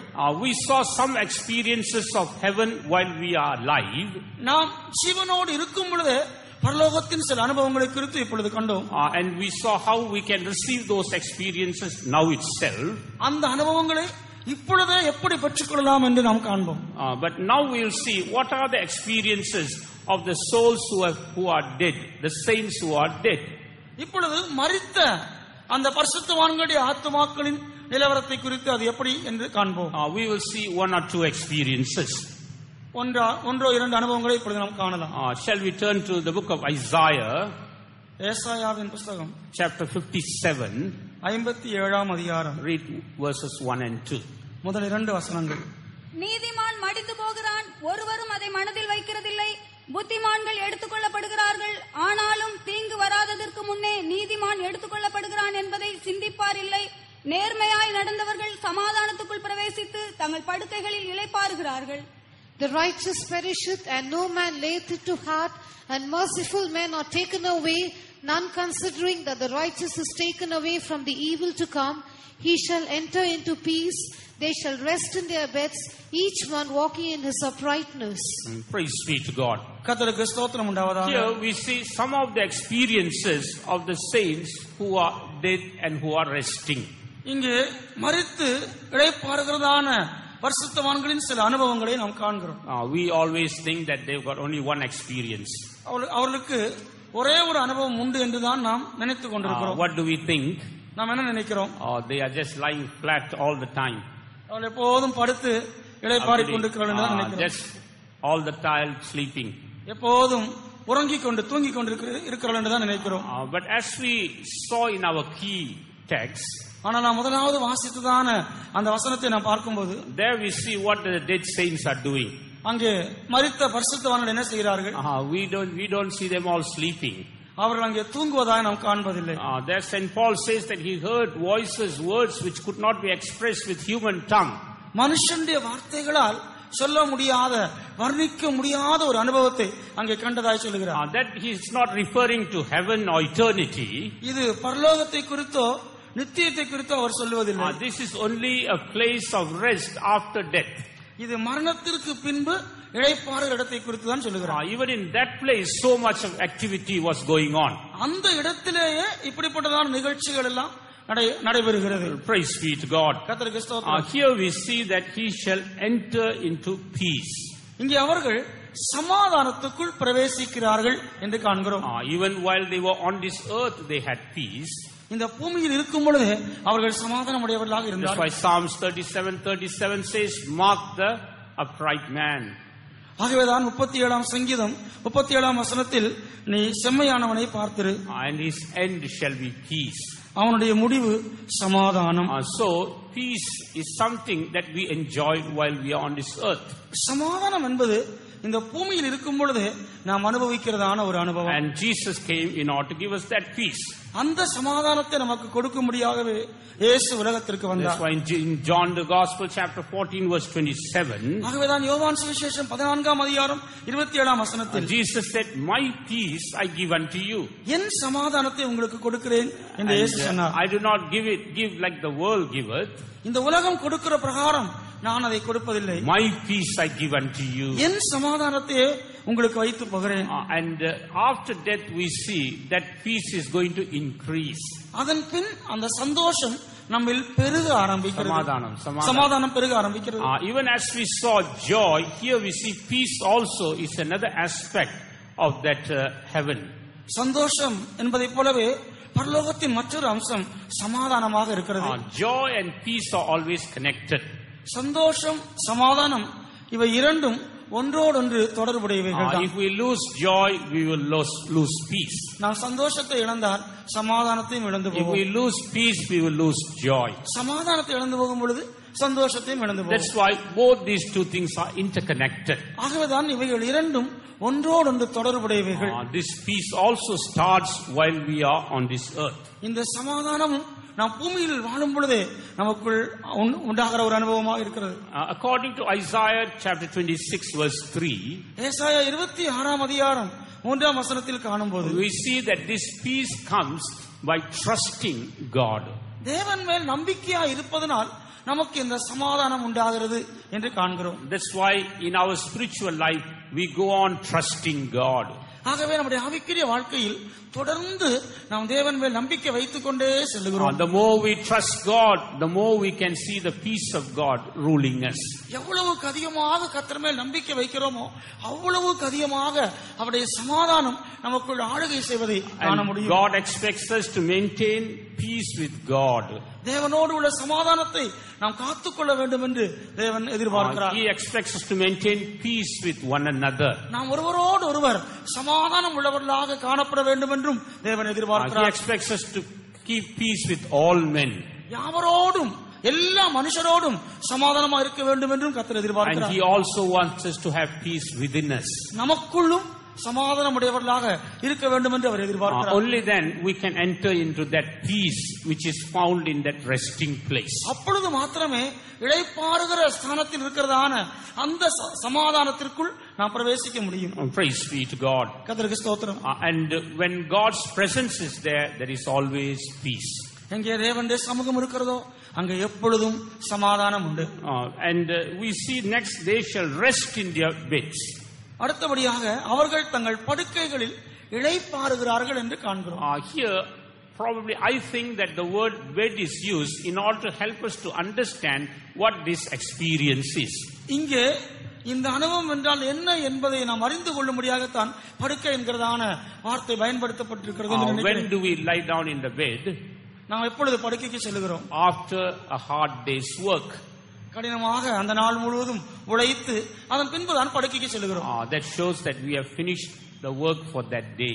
அது அந்த நாளில் நம்முடைய எல்லா வேலைகளையும் கடமைகளையும் முடித்து விட்டோம் என்பதை காட்டுகிறது. So here rest speaks about an assurance that we have done all things that we ought to do. ஆகவே இளைப்பாறுதல் என்பது நாம் செய்து நிறைவேற்ற வேண்டிய எல்லா கிரியைகளையும் ஏற்கனவே செய்து விட்டோம் என்பதை காட்டுகிறது. And that's why the word of God also says that they shall rest from their labors. ஆகவேதான் கர்த்தருடைய வசனம் சொல்கிறது அவர்கள் தங்கள் பிரயாசங்களை விட்டு ஒளிந்து இளைப்பாறுவார்கள். And we in the Revelation 14:13 we read they shall rest from their labors. வெளிப்படுத்தல் 14ஆம் அதிகாரம் 13ஆம் வசனம் அவர்கள் தங்கள் பிரயாசங்களை விட்டு ஒளிந்து இளைப்பாறுவார்கள். While we are on this earth we have got three types of labor. நாம் இந்த பூமியில் இருக்கிற நாட்களில் மூன்று விதமான கிரியைகள் அல்லது பிரயாசங்கள் நமக்கு உண்டு. In John chapter 6, யோவான் சுவிசேஷம் 6ஆம் அதிகாரம் in verse 27 the Lord says labor not for the meat that perisheth. 27ஆம் வசனத்தில் அழிந்து போகிறதான போஜனத்திற்காக கிரியை நடப்பிக்க வேண்டாம். In the 29th verse he says but what that labor is. 29ஆம் வசனத்தில் தேவனுக்கு ஏற்ற கிரியை he says that to believe on the son of God is that work. தேவகுமாரனை விசுவாசிப்பதே அந்த கிரியை என்று காண்கிறோம். For our spiritual life we just have to believe on the Son of God so that things may happen as God desires. நம்முடைய ஆவிக்குரிய வாழ்க்கையில் தேவன் விரும்புகிறபடி நம்மில் காரியங்கள் நடக்கும்படியாக தேவகுமாரனை நாம் விசுவாசிக்க வேண்டும். As we believe we see things happening in our lives. அவரை விசுவாசிக்கும் பொழுது அதற்கேற்ப நமக்குள் கிரியை நடப்பிக்கிறது. We cannot labor with our own strength and expect to fulfill God's plan in our lives. நம்முடைய சொந்த பலத்தின்படி நாம் கிரியை செய்து தேவனுடைய விருப்பம் அவருடைய கிரியை நமக்கு நிறைவேற முடியும் என்று நாம் எதிர்பார்க்க முடியாது. We have to just trust on that Son of God, believe the Son of God, and we can see God working in our lives. தேவகுமாரனில் நம்பிக்கை வைத்து அவரை விசுவாசிக்கும் பொழுது தேவன் நமக்கு கிரியை நடப்பிக்கிறார். Sometime just a few days back, one person said, "Please pray for me because I don't see any change in my life." சில நாட்களுக்கு முன்பு ஒருவர் சொன்னார், நான் ஜெபித்துக் கொண்டிருக்கிறேன், ஆனாலும் எனக்குள்ளாக எந்த மாற்றமும் ஏற்படுவதில்லை. There's no change in my character. என்னுடைய சுபாவங்களில் ஒரு மாற்றமே இல்லை. Probably he's trusting in his own strength. ஒருவேளை அவர் தன்னுடைய சொந்த பலனில் நம்பிக்கை வைத்திருக்கலாம். But all we have to do is to look at Jesus and trust on the work that Jesus has done for us. நாம் செய்ய வேண்டியதெல்லாம் கர்த்தராகிய இயேசுவில் விசுவாசம் வைத்து நம்பிக்கை வைத்து அவர் நமக்காய் செய்து முடித்த கிரியைகளை விசுவாசிப்பதுதான். As we go on believing, we see God changing our lives. அப்படி தொடர்ந்து விசுவாசிக்க தேவன் நம்முடைய ஜீவியத்தை மாற்றுவதை காண முடியும். That labor is for our spiritual life. இந்த கிரியை பிரயாசம் நம்முடைய ஆவிக்குரிய ஜீவியத்திற்காக, for the growth in our spiritual life. நமது ஆவிக்குரிய வளர்ச்சிக்காக. And secondly, we read about another labor in Hebrews 6 chapter verse 10. எபிரேயர் 6 அதிகாரம் 10 வசனத்தில் மற்றும் ஒரு கிரியை நாம் காண்கிறோம். That is the labor towards the God's people and the saints of God. அது தேவனுடைய ஜனங்கள் அவருடைய பரிசுத்தவான்களுக்கு நாம் செய்கிறதான கிரியை. God is not unrighteous to forget the labor of love. நம்முடைய அன்பின் பிரயாசத்தை மறந்து விடும்படியாக தேவன் அநீதியுள்ளவர் அல்ல. If we are to go enter into that rest, அந்த இளைப்பாறுதலில் நாம் பிரவேசிக்க வேண்டுமெனில் we need this labor also in our lives. இந்த கிரியையையும் நாம் செய்ய வேண்டும். And thirdly, we see we must increase and abound in the labor or work of the Lord. மூன்றாவதாக கர்த்தருடைய கிரியைகளில் எப்பொழுதும் பெருகுகிறவர்களாய் காணப்பட வேண்டும். In 1 Corinthians 15 chapter, முதலாம் கொரிந்தியர் 15 அதிகாரம் in verse 58, we are told to increase and abound in the work of the Lord. 58 வசனத்தில் கர்த்தருடைய கிரியையிலே எப்பொழுதும் பெருகுகிறவர்களாக இருக்க வேண்டும் என்று காண்கிறோம். Only those who are having this labor, they can rest in that place of rest of paradise. இப்படிப்பட்டதான கிரியைகள் பிரயாசங்களை முடித்தவர்கள் மாத்திரம்தான் பரதீசிலே இளைப்பாற முடியும். If we have not been working here, we have been lazing around, there will be no rest for us there. இப்பூமியிலே நாம் அப்படிப்பட்டதான கிரியை செய்யாமல் இங்கே சோம்பலுள்ளவர்களாக திரிந்து கொண்டிருந்தால் நமக்கு அங்கு இளைப்பாறுதலே இல்லை. That's why the Lord tells the servant of God, enter into the joy of the Lord. ஆகவேதான் எஜமான் தன்னுடைய ஊழியக்காரனை நீ உன் ஆண்டவனுடைய எஜமானுடைய சந்தோஷத்துக்குள் பிரவேசி என்று சொல்லுகிறார். Because he has been laboring while he was on this earth. அவர் இப்பூமியில் இருந்த நாட்களில் அவருக்காய் பிரயாசப்பட்டுக் கொண்டிருந்தார். So whether we be a servant of God or a believer, we need this labor in our lives to enter into that rest. அந்த இளைப்பாறுதலில் பிரவேசிக்கும்படியாக நாம் தேவனுடைய ஊழியர்களாக இருந்தாலும் சரி, விசுவாசிகளாக இருந்தாலும் சரி, இப்படிப்பட்டதான கிரியை நமக்கு இப்பூமியில் காணப்படும். So rest is another experience we receive in that paradise. இளைப்பாறுதல் என்பது அந்த பரதேசில் நாம் பெற்றுக் கொள்கிறதான மற்றும் ஒரு அனுபவமாக இருக்கிறது. But when we go to heaven or to our eternal place, this rest will be multiplied many times. ஆனால் பரலோகத்திற்கு அல்லது நித்தியமான வாசஸ்தலத்திற்கு செல்லும் பொழுது இந்த இளைப்பாறுதல் பல மடங்கு பெருகும். Praise be to God. கர்த்தருக்கு ஸ்தோத்திரம். What is the third experience in that resting place? அந்த இளைப்பாறுகிற ஸ்தலத்தின் மூன்றாவது அனுபவம் என்ன? Each one walking in his uprightness. ஒவ்வொருவரும் தங்கள் நேர்மையில் நடப்பது. What do you mean by walking in uprightness? நேர்மையாய் நடப்பது என்பது எதை காட்டுகிறது? If you see in some Bibles is written walking before God. சில இடங்களில் கர்த்தருக்கு முன்பாக நடப்பதை குறித்து வேதாகமத்தில் எழுதப்பட்டிருக்கிறது. சில பைபிள்ல அதனுடைய அர்த்தம் கொடுத்திருக்கிறது walking before God.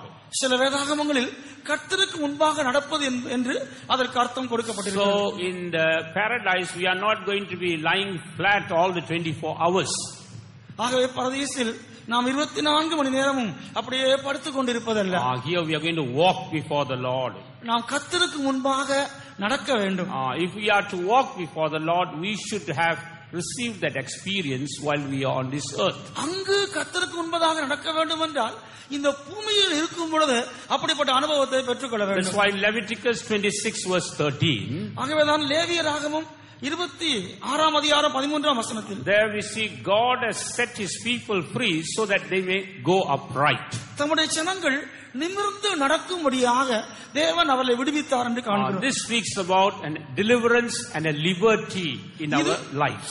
இது நம்முடைய ஜீவியத்தில் ஒரு விடுதலையையும் ஒரு சுயாதீனத்தையும் காண்பிக்கிறது. If according to the deliverance we have received, the liberty we have received, we are going to walk before God even in that resting place. இந்த பூமியில் நாம் பெற்றுக்கொள்கிறதான விடுதலை சுயாதீனம் இதற்கு ஏற்ப அங்கே நித்தியத்தில் நாம் அவருக்கு முன்பதாக நடக்க போகிறோம். So if our experience of deliverance and liberty is less, then our movement also will be restricted in that resting place.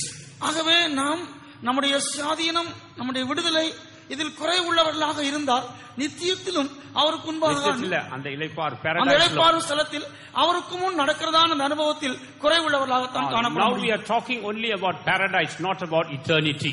இப்பொழுது நித்தியத்தை குறித்து அல்ல, பரதேசத்தை குறித்து மாத்திரம்தான். Even in that place we see it's according to the experience on this earth we are going to enjoy that paradise. பரதேசனும் கூட இந்த பூமியில் நமக்கு இருக்கிறதான அனுபவத்திற்கு ஏற்பதான் நாம் அந்த அனுபவங்களை பெற்றுக்கொள்ள போகிறோம். But if we have a full deliverance and a full liberty in our spirit, we can enjoy the maximum movement even in that resting place.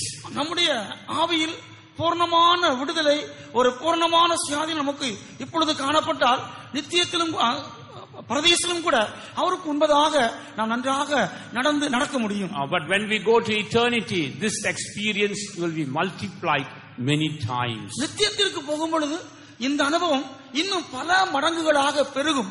So tonight we have seen a few points about certain experiences that we have to receive on this earth, continue in the paradise and see it many times being multiplied in eternity.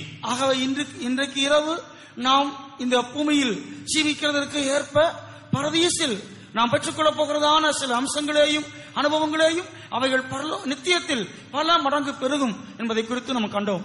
But Lord willing, we will see a few other points tomorrow. கர்த்தர் இஷ்டமானால் இன்னும் சில காரியங்களை நாளை நாம் காணலாம். But tonight shall we all rededicate our lives? இன்று இரவு நாம் எல்லாரும் நம்முடைய ஜீவியத்தை கர்த்தருக்கு மீண்டுமாக ஒப்படைப்போமாக. From the light of the word of God that we heard, நாம் கேட்டதான வேத வசனத்தின் வெளிச்சத்தில் where are we standing in the presence of God? நாம் தேவ சமூகத்தில் எங்கு நின்று கொண்டிருக்கிறோம்? Do we have the joy of salvation? உங்களுக்கு ரட்சிப்பின் சந்தோஷம் இருக்கிறதா? Do we have the joy of the word of God? நமக்கு தேவனுடைய வசனத்தின் வார்த்தையின் மூலமாய் உண்டாகிற சந்தோஷம் இருக்கிறதா? Do we have the joy of the Holy Ghost? பரிசுத்த ஆவியினால் உண்டாகிற சந்தோஷம் இருக்கிறதா? Do we have the peace of God in our lives? தேவ சமாதானம் நம்முடைய ஜீவியத்தில் காணப்படுகிறதா? Do we have the rest of God in our lives? நமது ஜீவியத்தில் தேவனுடைய இளைப்பாறுதல் காணப்படுகிறதா? Do we have a liberty in our lives? நமது ஜீவியத்தில் விடுதலை அல்லது சுயாதீனம் காணப்படுகிறதா? Even tonight let us enjoy these experiences. இன்றைக்கு இரவே நாம் இந்த அனுபவங்களை பெற்றுக்கொள்வோமாக. The Lord is moving in our midst even tonight. இந்த இரவும் தேவன் நம் மத்தியில் அசைவாடிக் கொண்டிருக்கிறார். The Spirit of God is moving in our midst. தேவ ஆவியானவர் நம் மத்தியில் அசைவாடிக் கொண்டிருக்கிறார். As we surrender our lives to the Lord, நமது ஜீவியத்தை கர்த்தருக்கு ஒப்படைக்கிறோம். He is going to set us free from all bondages. எல்லா அடிமைத்தனங்களிலிருந்தும் அவர் நம்மை விடுவிக்க போகிறார். He is going to deliver us from all things that are keeping us bound. நம்மை கட்டி வைத்திருக்கிறதான எல்லா கட்டுகளிலிருந்து விடுவிக்க போகிறார். We are going to enjoy the joy of the Lord that comes from the presence of God. தேவ சமூகத்திலிருந்து வருகிறதான அவருடைய சந்தோஷத்தினால் நாம் நிரப்பப்பட போகிறோம். The rest of God is going to rule our hearts. தேவனுடைய இளைப்பாறுதல் நமது இதயத்தை ஆளுகை செய்ய போகிறது. The peace of God is going to rule our hearts. தேவ சமாதானம் இதயத்தை ஆளுகை செய்ய போகிறது. And we are going to press forward rejoicing in the Lord. கர்த்தருக்குள் சந்தோஷத்தோடு களிகூர்ந்து கொண்டு முன்னேறி செல்ல போகிறோம். And tonight the Lord is moving in our midst. இன்றைக்கு இரவு கர்த்தர் நம்மில் அசைவாடிக் கொண்டிருக்கிறார். Shall we all rededicate our lives? எல்லாரும் மீண்டுமாய் நம்முடைய ஜீவனை தத்தம் செய்வோமாக. Let us all surrender ourselves to the Spirit of God. தேவனுடைய ஆவியானவருக்கு முற்றுமானதை ஒப்படைப்போமாக. Hallelujah, hallelujah, hallelujah, hallelujah, hallelujah. இன்பாக்கியம் நீனைகையில் என்னுள்ளம் துள்ளுதே. பூலோக சுகம் தள்ளினே மெய்பாக்கியம் கண்டு. நித்திய நகர சிறினான் கோடுவே ராஜமோகம்